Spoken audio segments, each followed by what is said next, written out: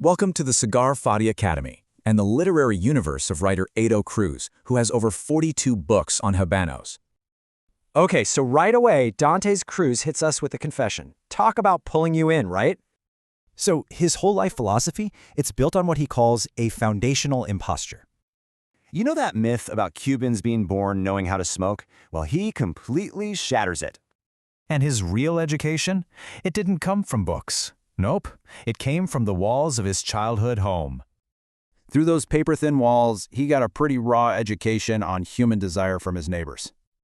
For him, smoking a Habano isn't just a habit, it's way more. It's a sacred, personal ceremony. He took his own neurosis and turned it into this elegant four-step ritual. Obsession becomes art. And this whole ritual, it becomes his main metaphor for life, for relationships, for everything, really.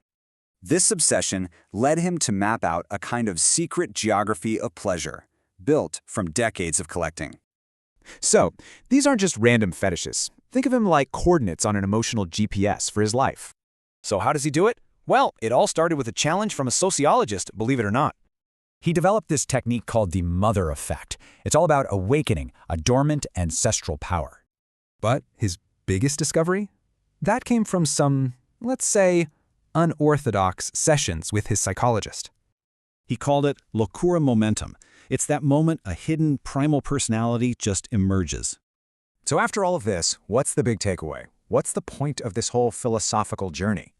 It's knowing exactly when to walk away, right before that perfect moment turns to ash. That's the wisdom. Which leaves us with a question. Is he a cynical collector or a stoic, just savoring perfection? If you like this, if you enjoyed it, maybe learned something new, subscribe to the channel. We're just getting started.